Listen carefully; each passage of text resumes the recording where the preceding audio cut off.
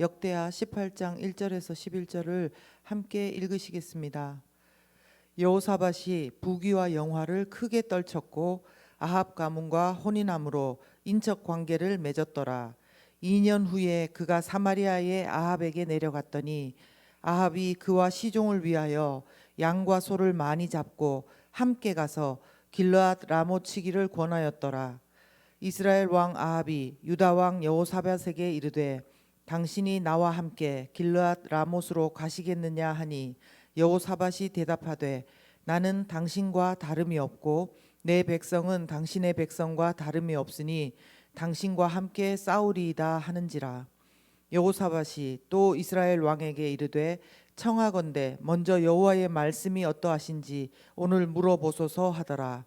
이스라엘 왕이 이에 선지자 400명을 모으고 그들에게 이르되 우리가 길르앗 라못에 가서 싸우랴 말랴 하니 그들이 이르되 올라가소서 하나님이 그 성읍을 왕의 손에 붙이시리이다 하더라.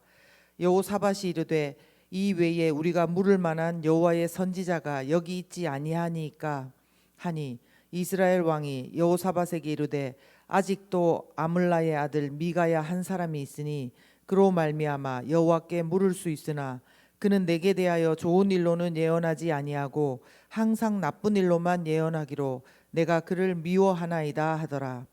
여호사밧이 이르되 왕은 그런 말씀을 마소서 하니 이스라엘 왕이 한 내시를 불러 이르되 이물라의 아들 미가야를 속히 오게 하라 하니라.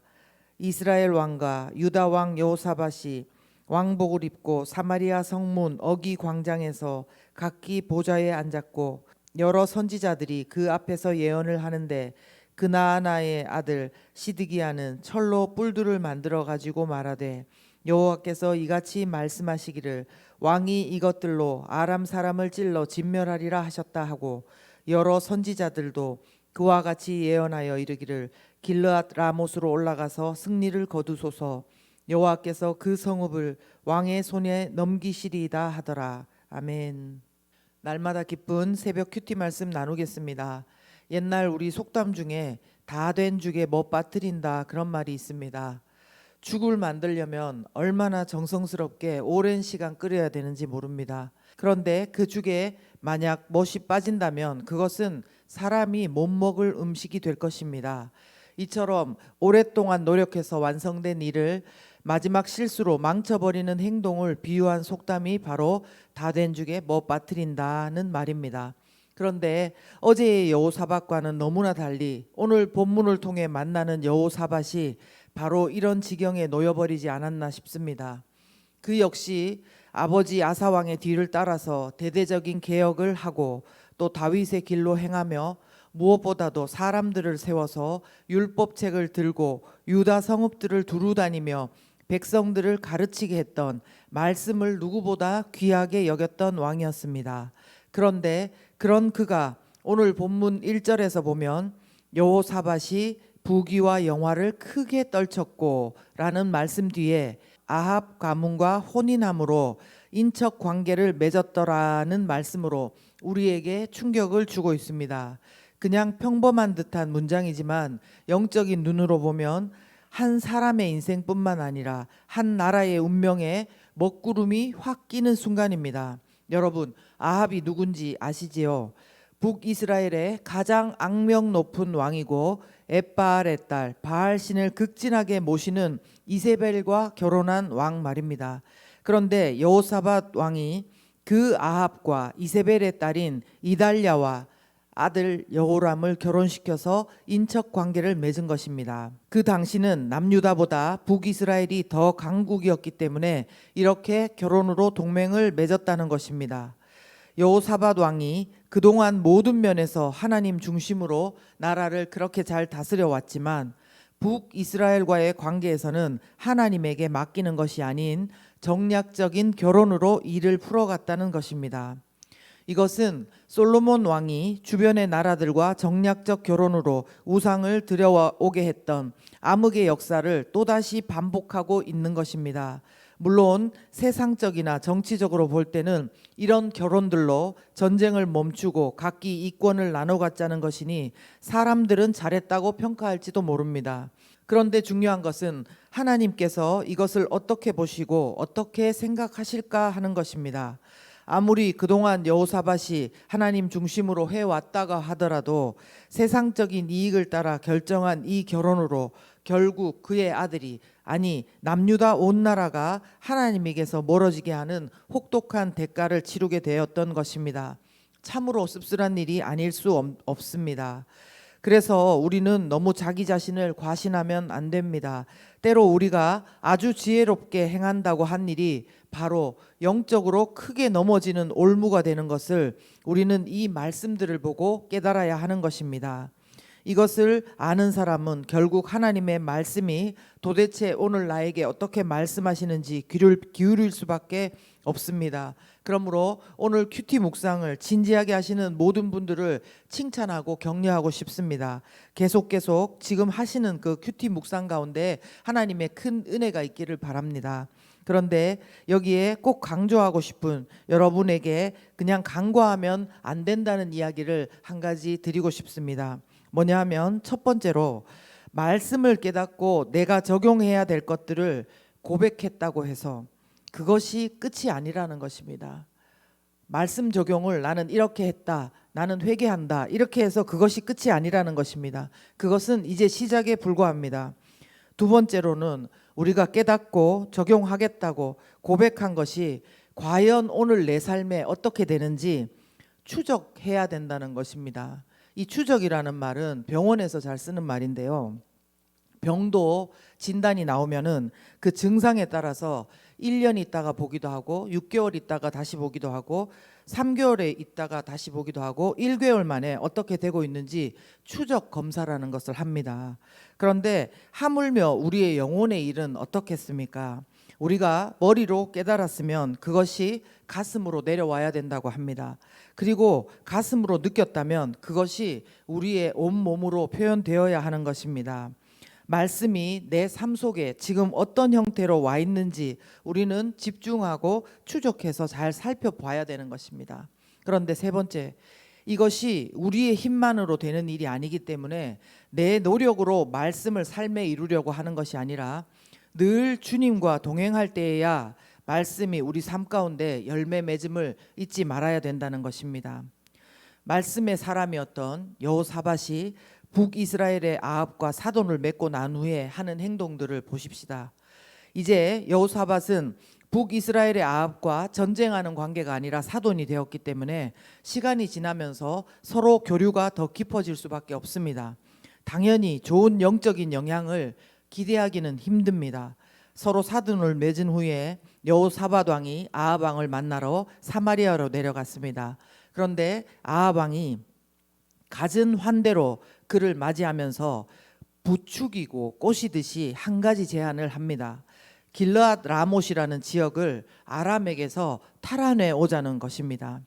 길르앗 라못은 하나님께서 도피성으로 정해주셨던 6곳 가운데 요단 동쪽에 있던 갓 지파에게 배정된 레위인에게 주어진 성읍이었습니다.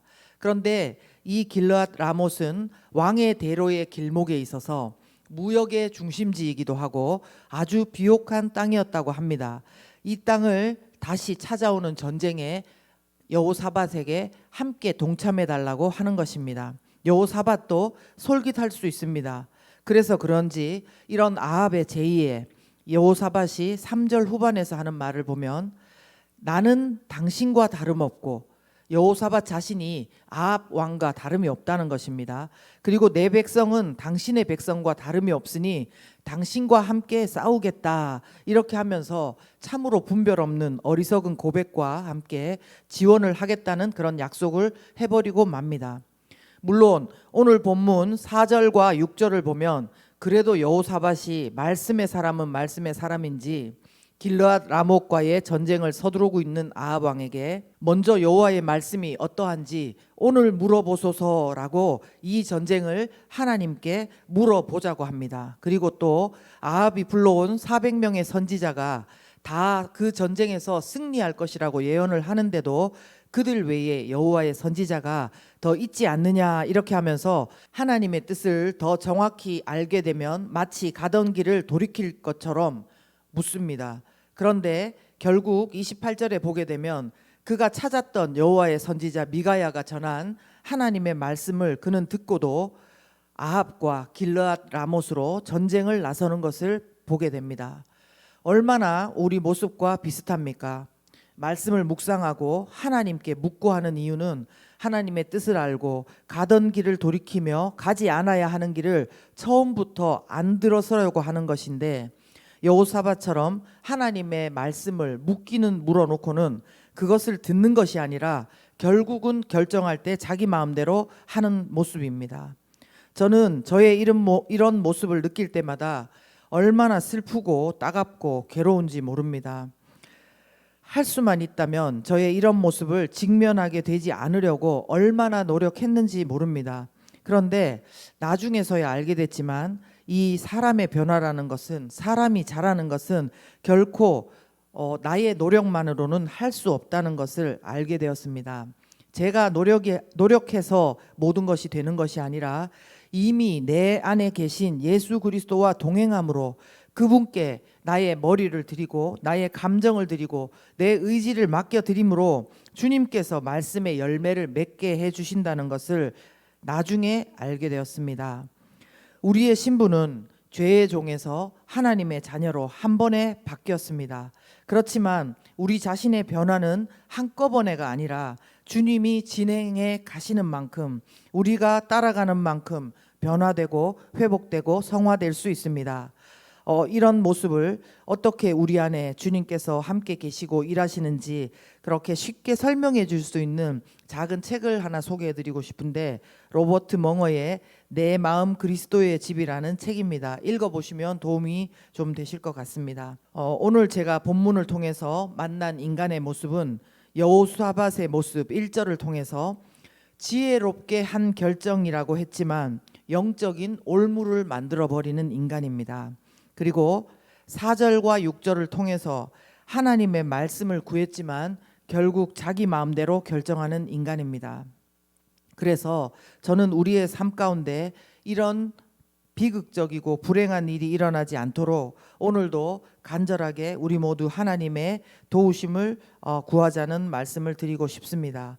또한 우리가 남보기에 성숙해 보이려는 가식적인 태도를 버리고 진심으로 하나님의 말씀을 구하고 그 말씀이 내 안에 어떻게 되어가는지 끝까지 집중하며 볼 수 있기를 원합니다. 여러분, 그렇다고 해서 우리가 또 여호사밧을 그냥 정죄의 눈길로 볼 것은 없습니다. 왜냐하면 말씀의 사람이고 오직 하나님만 바라봤다고 하고 전심으로 여호와의 길을 걸었다고 성경이 기록한 여호사밧도 그랬다면 우리는 과연 어떻겠습니까? 결국 다윗도 솔로몬도 르호보암도 아사도 여호사밧도 위대한 왕들이었고 심지어는 선한 왕, 하나님의 인정을 입었던 사람들이라 할지라도 결국 모두는 우리 예수님이, 주님이 필요한 존재들일 뿐입니다. 그래서 오늘 제가 본문을 통해서 만난 하나님의 모습은 삶에서 자꾸 넘어지는 우리를 불쌍하게 여기시는 주님입니다. 우리를 불쌍히 여기시는 주님입니다.